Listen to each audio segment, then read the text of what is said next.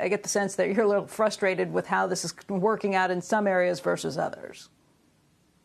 Yeah, I guess that comment was as much about not the business side, because our business has been impacted in California and other states that have been closed or shut down more, had more stringent shutdowns than others. But it was almost as much a personal comment on things like schools and small businesses, mental health, that have all been affected by this dramatically. And I do worry about the long-term consequences of those. But our business has been impacted, and as such, a lot of small businesses. So that was where the comment came from. But you do operate in a lot of different places, and you have seen this play out differently. Let's just talk about Texas versus California versus just all the other places that you operate. You operate in so many different states. Why do you think this is rolled out differently, and has the impact been worse in some places than others? I don't know why it's been, handled differently. I assume it's just because it's done on a state-by-state basis. What we've seen is that the states that chose to at least attempt to reopen a little sooner are farther ahead in that reopening.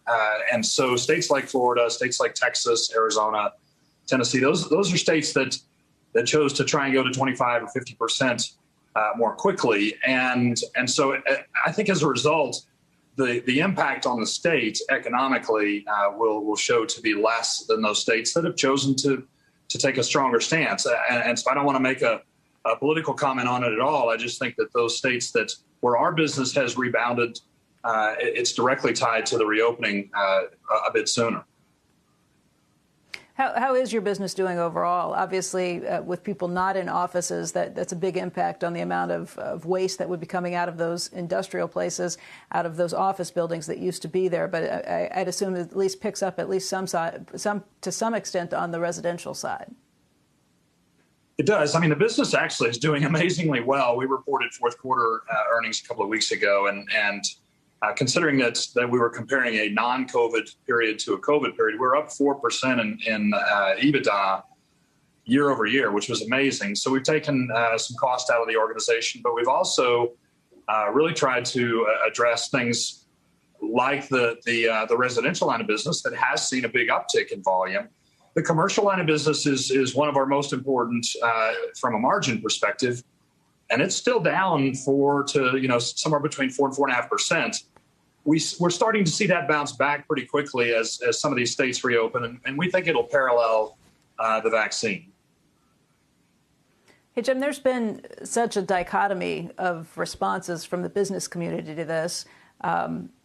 Places in Wall Street, like Wall Street and the banks, would like to see employees get back to the office as soon as possible. But then you have the tech brethren that have been a little more open about this, saying you can work from home if you want. Obviously, they have different sorts of needs, and they also have different sorts of things they need to do to retain and recruit their employees. Where does this come down? Because it seems like there may also be a bit of a juxtaposition between blue collar and white collar. Blue collar people have had to go in through this entire situation.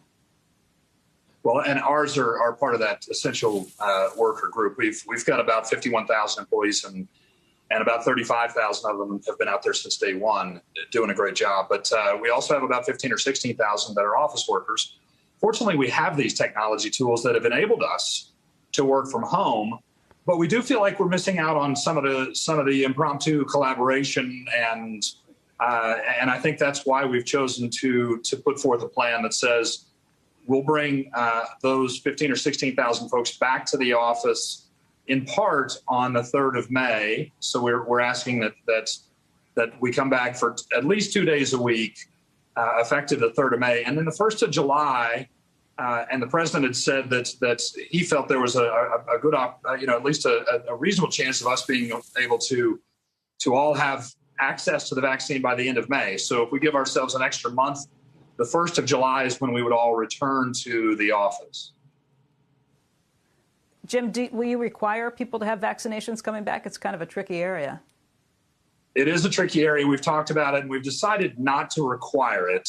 We're going to strongly recommend it. I'm going to get it when when I'm able to get it. I still haven't been called yet, but when I am called, I'm going to go get the vaccine for sure.